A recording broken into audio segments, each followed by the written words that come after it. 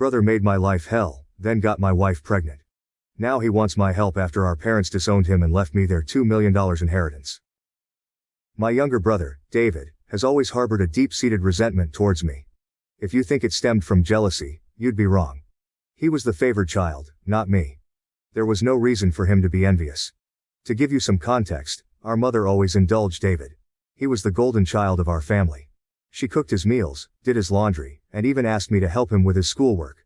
I was expected to assist him simply because we were family, but I never received the same consideration.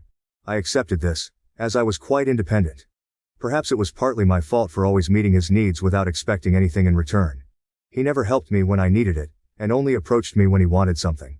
While I was a quiet, introverted kid who enjoyed studying and keeping to myself, he was loud and rough, just like our dad.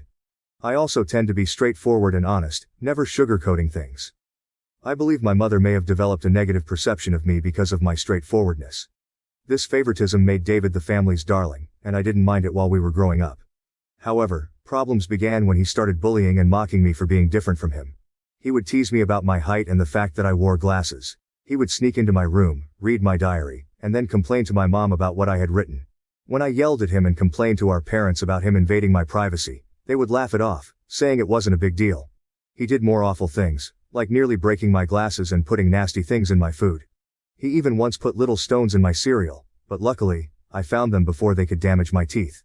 When I told my mom, she dismissed it, saying this is how brothers bond. Whenever we fought, David would zero in on my insecurities to insult me. We went to the same school, so he knew I was being bullied by a few kids. Instead of supporting me, he sided with the bullies, calling me names like ugly loser or hairy monkey, and encouraging them to physically harm me, saying I was just a big failure. Another time, during a fight over something trivial that I can't even remember, he told me to kill myself. While I could easily brush off most insults, that one really hurt because I was struggling with my mental health at the time. I'm doing better now, but it was devastating to hear that my own brother wanted me dead. Since Dad was often at work and Mom didn't seem to care much, she even scolded me once, claiming it was my fault for irritating him. Things progressively worsened. During high school, there was a shocking incident when David attempted to set my hair on fire, and unbelievably, our mother defended him, claiming he was merely playing. Seriously, who behaves like that? Thankfully, my dad eventually sided with me and pointed out the gravity of the situation. He even threatened to call the police on David. This moment was a real eye-opener for my brother, as he had never faced any consequences for his actions before. He was genuinely stunned, and my dad made it clear that enough was enough and that David needed to start respecting his older brother. Later, Dad came into my room to talk. I never expected his support because he always told David how similar they were, which was true. Dad admitted that he had waited for years, hoping David would mature, but he was slowly realizing that David was becoming a big bully. Hearing this from my dad was incredibly validating, and I almost broke down in tears. I confessed everything David had done to me over the years and even mentioned the bullying at school. My dad was shocked at how much I had endured. The next day, he spoke to the principal to ensure the bullies were warned about severe consequences if they continued. Later that evening, Dad enrolled me in MMA at our local gym, telling me I needed to man up and stand up to bullies in my life. I admit that a nerdy kid like me trying to learn to fight might have seemed laughable, but I was very focused. I managed my time well to balance my studies and daily workouts, and the MMA classes completely changed my life and physique. One day, David was up to his antics again. He stole my pocket money, which we received for helping with chores. I had been saving it for a while. David sneaked into my room and took it. I caught him just as he was about to cycle off with his friends. I demanded he return my money, but David mocked me, saying all I could do was run to Daddy for help. I don't know what came over me, but I punched him in the face. He was stunned, fell backward, and I retrieved my money from his pocket before throwing him back down. David started crying loudly, which was quite comical. However, my mother rushed out to help him and find out what happened. When she learned I had fought him, she was surprised and reprimanded me, saying I should be a better role model for David, who seemed to enjoy seeing me scolded. My mother also complained to my dad about my behavior, saying I needed to be controlled. My dad grimly asked both of us to explain ourselves. I told him how David had stolen the money I had worked hard for and saved, while David tried to justify it by saying he needed the money for a date, and that as his brother, I should help him. However, Dad told David he was lucky I only punched him for stealing because anyone else would have called the police. He continued to tell David that he had no right to take others' things without their consent. David didn't like that and threw a tantrum, likely hoping our mother would side with him, but Dad remained firm. When David realized he wasn't going to be punished for being hit, he screamed how much he hated me and ran back to his room, locking himself in. Following that incident, David began to distance himself from me. He had finally understood that he couldn't bully me anymore, and that even Dad had stopped supporting his antics. For the first time in a long while, I felt like we were equals. Though he could no longer physically harm me, he resorted to verbal insults when our parents weren't around. His behavior worsened with age, becoming angrier and more short-tempered each year. When I approached him with a question, he would ignore me and walk away, muttering insults like nerd or loser under his breath. If he needed to communicate something, he would relay it through our mother instead of speaking to me directly. When I questioned her about why David couldn't just talk to me, she would urge me to be more understanding. I couldn't tell if it was just puberty or genuine hatred. Over time, dealing with his comments became unbearable, and I longed to move out and get away from him. I repeatedly asked my mother to mediate a sit-down conversation for us to resolve our issues, but she always refused, saying she didn't want to get involved. When I asked her opinion on why David treated me this way, she would brush off the question. Eventually, I left for my dream university, having earned a scholarship as a top student. My dad threw a party for me, and even my mom seemed proud. However, David remained aloof and distant, barely acknowledging my achievements. The day I left for university was a mix of excitement for the future and relief to escape the toxic home environment. The first few months at university were liberating. I made new friends, enjoyed my classes, and started to build a life separate from the oppressive atmosphere of my childhood. The constant fear of David's verbal attacks lifted, giving me a newfound sense of peace. During my second year, I met my wife Karen at a frat party through a friend, and we immediately clicked. Coming from a religious background, having kids outside of marriage was frowned upon. However, when we discovered she was pregnant in our final year, we decided to marry right after graduation. Our wedding was a small but joyful ceremony. Our parents were happy for us, and we enjoyed the celebration. At that moment, I believed Karen was the love of my life. I had always envisioned a monogamous relationship, one woman to come home to and share my life with. Despite other women showing interest over the years, I never pursued anything because I was genuinely content in my marriage. Karen was my dream girl, and I never wanted to hurt her. However, I later uncovered 2 incidents of infidelity in our marriage. One was an intermittent affair with her married co-worker that spanned several years, and the other was a brief fling with an ex-boyfriend during a visit to her family. Some might think I was naive, and looking back, I can't completely disagree. Each time we separated for a while, I chose to forgive my wife. I didn't want to raise our child in a broken home and believed we could overcome these obstacles. The affair with her co-worker happened when we were young, and I attributed it to youthful mistakes and poor judgment. For a period, things seemed to get better. Although I could never fully trust her again, I did my best to set aside my doubts, knowing that if I chose to forgive, I had to genuinely work toward a fresh start. It's been 4 years since her second betrayal, and I felt confident in my decision to give her another chance. Karen seemed to have changed, and we were genuinely happy, planning our family's future. However, 3 months ago, my world was shattered once more when she revealed that she had been having a long-term affair and suggested that our son might not be mine. Her words struck me like a ton of bricks. A mix of shock, betrayal, and disbelief overwhelmed me. I struggled to comprehend the enormity of her confession. In a daze, I managed to ask why she had kept such a significant secret and how she could have done something so devastating. Her reaction was cold and indifferent, as if she were detached from the pain she caused. Her vague responses left me with more questions than answers. It was a surreal and painful moment, confronting the shattered trust and uncertainty about my own family. I continued to press Karen for the truth because I felt I deserved to know the father of the child I had been raising since birth. Ultimately, she admitted it was David. My eyes widened in shock as I asked Karen what she meant. She explained that she and David had become friends when I introduced her to my family, and she stayed with us from Thanksgiving until New Year's. David, usually cold to me, was warm and polite towards her, which made me glad because I didn't want Karen to feel unwelcome. Karen wanted to be accepted into my family, so she spent significant time with my mom whenever possible. She noticed the rift between David and me and questioned me about it. I opened up about our strained relationship and explained that we might never repair it due to his unresolved feelings. Karen understood but started including David in our outings, hoping it would help us bond. Whenever we planned to watch a movie, she invited David, and we watched whatever he chose. During this time, David and I exchanged a few words, which was an improvement compared to his usual silent treatment. I remember Karen and David hanging out and playing video games together, but I never thought much of it. Karen told me that one day, David opened up to her about his struggles and a recent breakup. Feeling vulnerable, he struck up a friendship with her. She mentioned that he would harmlessly flirt with her when I wasn't around, and eventually, things escalated beyond her control. The vision of my wife and brother sleeping together made me feel sick. Karen confessed that she felt guilty afterward and left him, which matched her abrupt decision to go home instead of spending New Year's with me. Although I tried to convince her to stay, she was adamant about leaving. When we met back at college after the holidays, she was her usual cheerful self, so I didn't question anything. 2 weeks later, we found out she was pregnant. Karen admitted she didn't know if the child was mine or David's, and with no way to prove it, she chose to stay with me, knowing I was the more dependable brother. This was why we got married. My world felt like it was crashing down. The son I loved might not even be mine. I asked Karen if she had been sleeping with David recently, and she slowly nodded. She revealed that they had always stayed in touch because their chemistry was undeniable.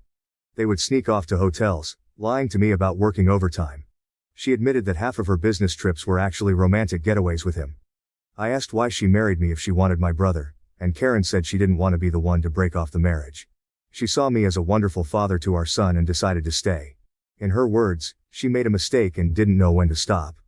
I told Karen I was glad she told me the truth but that I was going to pack up and leave. She started crying, asking for forgiveness, and expected me to yell at her. Instead, I calmly packed my clothes. Karen insisted that if I loved her, I should fight for her and that mistakes happen in every marriage. When she realized I wasn't going to do anything, she changed tactics, saying our son would be affected by a divorce and that children shouldn't be raised in broken homes. I reminded her that I might not even be the father, which made her cry more and accuse me of being cruel. It seemed like she believed nothing could make me want to leave the marriage. Perhaps it was partly my fault for letting things slide in the past. While I did love her, it felt more like it stemmed from thinking we had a son together and had been together since college.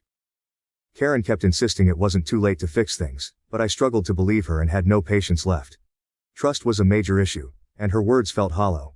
Even if I forgave her, I could never forget she slept with my brother. I've always believed in forgiving mistakes because we're all flawed, but this was beyond acceptable limits. I left her crying on the doorstep and checked into a hotel. The next day, I went straight to my parents and revealed everything about my wife's affair with David, explaining how they had been secretly sleeping together for years. The shock on their faces was undeniable. True to her nature, my mother initially tried to defend David, insisting that her boy could never do such a thing to his own brother. Determined to expose the truth, I asked my parents to remain silent and let me call David in front of them. I instructed them to stay quiet so I could catch David off guard, making him believe it was a private conversation. When David answered the phone, I confronted him about the affair. At first he vehemently denied it, refusing to accept any responsibility. However, when I told him that Karen had admitted to everything, he started blaming her, calling her characterless. He claimed it wasn't his fault if women were attracted to him and that he was the better-looking brother. I told him firmly that I would expose him to everyone. When David mocked me, saying no one would believe me because he was the golden child, I scoffed at his arrogance and thanked him for confirming the truth, knowing our parents had heard everything. David went quiet and then spluttered, trying to explain himself and salvage his image. My mother, still in shock, demanded an explanation from David. He stuttered through a feeble attempt to justify his actions, blaming everyone else but himself and desperately trying to shift the blame onto Karen. I could see my mother, who had once been protective of her favored son, now felt a mix of disappointment and anger. In that charged moment, I felt a strange sense of vindication. For years, I had endured David's torment. Now, the truth was out, and the roles were reversed. It was David who stood exposed, his actions laid bare for everyone to see. As David's words faltered, my father, usually reserved in his expressions, couldn't contain his disappointment. He asked me to pass him the phone and began to speak to David. "David," my father began, his voice laden with disappointment. "What you've done isn't just a betrayal of your brother, but a betrayal of this family. You slept with your brother's wife and continued the affair even after they were married. Your actions have severe consequences and have irreversibly shattered the trust we had in you. I raised both of you to value family, loyalty, and decency. What you've shown today defies everything I've tried to teach you." He paused, letting the weight of his words sink into David's conscience. "Your disregard for your brother's feelings and the lack of respect for his marriage are unacceptable. You've not only hurt him but also torn apart the bonds that hold our family together. Your mother and I are partly to blame for what you've become, but we will no longer tolerate this behavior. From today, you're cut off from the college funds I set up for you. You'll have to figure out how to pay your university fees on your own. I will also stop funding your lifestyle.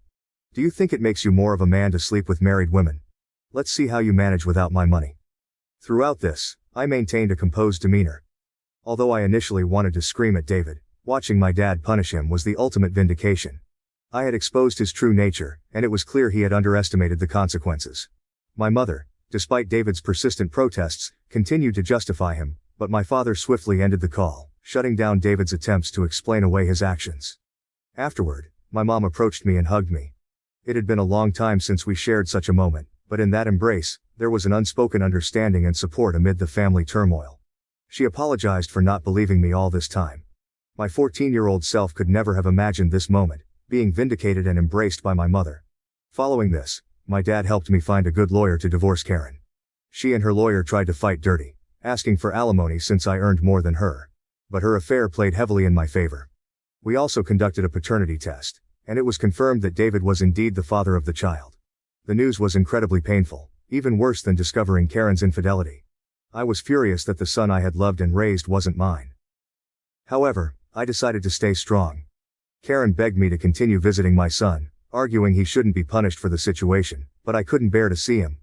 He reminded me too much of David, and I hated it. After my divorce was finalized, I felt a sense of freedom wash over me as I moved into my own bachelor pad.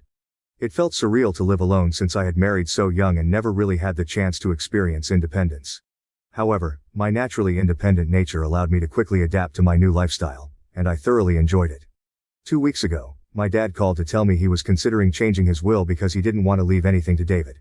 My dad is incredibly stubborn, and once he decided to cut David out of his life, he stuck to it. David tried reaching out to our parents and even showed up at their doorstep, begging for forgiveness, but they refused to let him in. Even my mother, who usually gave in to David's tantrums, seemed done with him, though it must have been hardest for her. David never texted me to apologize for what he had done, showing he didn't regret his actions. He was just upset about being cut off from our parents. Dad told me he planned to leave everything to me, ensuring David wouldn't contest it later. He would leave David only $1. My eyes widened in shock as my dad had worked hard his entire life. Including his assets, retirement fund, and life insurance, the total came to nearly $2 million. The only condition in his will was that if my dad passed away before my mom, she would continue living in their house, even though ownership would transfer to me. I didn't mind this, as I wanted to care for my mom in her final days. Somehow, David found out about this, and, unable to reach our parents, called me yesterday, trying to make amends. He explained how he was struggling with college and that after Karen discovered the paternity of the child, she had been pestering him for child support. He said he had no money and was looking for part-time jobs but couldn't find anything. He begged me to talk to our family to start fresh since he really needed my help. I laughed in his face and told him I was done with him. I reminded him that he should have thought about the consequences before sleeping with my wife and getting her pregnant. David argued that I was being unfair and that Karen was also to blame, to which I agreed. I reminded him that I had divorced her, making her his responsibility now. He shouldn't be calling me to complain about her or the child since these were the consequences of his own actions. David started to raise his voice, but I interrupted, reminding him that he was no longer the favored child in the family but the black sheep who had slept with his own brother's wife. At that moment, David began to cry, telling me how everyone, including our grandparents and relatives, had turned against him. While this was true, it was no longer my concern. I told him we were done and that he should never call me again since I no longer considered him my brother. Since then, I've replayed the conversation in my mind. Despite my hatred for my brother, I had never heard him cry, at least not since we were kids. I won't lie. It did hurt me a bit to see him so helpless. So, I guess I'm here to ask if I should talk to our parents about him or if I would be an asshole if I don't. Update 1. Hi everyone, many of you have been asking why I am no longer in contact with my son Henry, and some have even called me cruel. I need to explain that I am not comfortable raising another man's child. This isn't a stepson situation. I was led to believe Henry was my son, only to later discover he is actually my brother David's son. Naturally, this revelation hurt deeply, and I cried over it for days. The main reason I don't want any contact with Henry is that I no longer want Karen in my life. If I remain connected to her child, she will find a way to re-enter my life, and I need my space. You may think I'm cruel or selfish, but I can't see him ever again, at least not for a very long time. Update 2. Most of you correctly guessed that it was my mother who informed David about my dad changing his will, leading David to call me as a last resort to fix things. I confronted her in front of my dad, and she broke down, saying I had punished David enough and that he had learned his lesson. My dad firmly told my mother that if she believed what David did was forgivable, then he could no longer stay married to her because he could never forgive such a betrayal. This threat silenced my mother. My dad made it clear that if she ever talked with David again and we found out, she could pack her bags and leave. As I mentioned, my dad is very stubborn. Hopefully my mother will learn from her mistakes. Update 3. Reddit. It's been 5 months since my last update. My relationship with my parents has improved over the past few months. My dad and I go golfing every weekend, and he treats me more like a buddy than a son. Although my mother misses David, she has stayed away from him.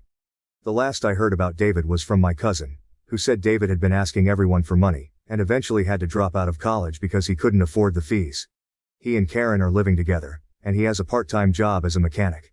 Apparently they are raising Henry together, which is a good thing, I guess. I never discuss David with my parents, and they don't bring him up either. For everyone asking, I am doing quite well.